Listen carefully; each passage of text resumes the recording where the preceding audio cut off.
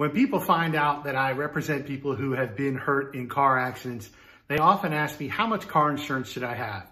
In Virginia, you're required by law to have $25,000 worth of auto insurance coverage. That means if you're in an accident and you're at fault, your insurance company is going to pay whatever the amount of coverage is that you have. So if you cause damages of less than $25,000, that's going to be covered by your insurance policy. But if you cause damages of over $25,000, you potentially could be personally on the hook for anything above $25,000. And the same is true if you're hit by somebody who is not carrying enough insurance or is not carrying any insurance. That's the part of every insurance policy that's called UM and UIM coverage, which stands for uninsured motorist and underinsured motorist coverage. So you are insuring yourself against other people, as well as insuring yourself for whatever you might do to someone else.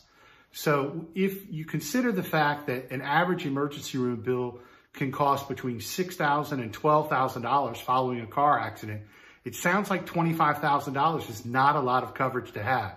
And so people say to me, well, what do I need to do?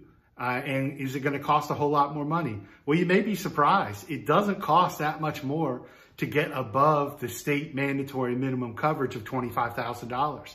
So talk to your insurance company and find out how much more it's going to be to have $100,000 or $200,000 or maybe even $500,000 worth of coverage, because you're protecting your family.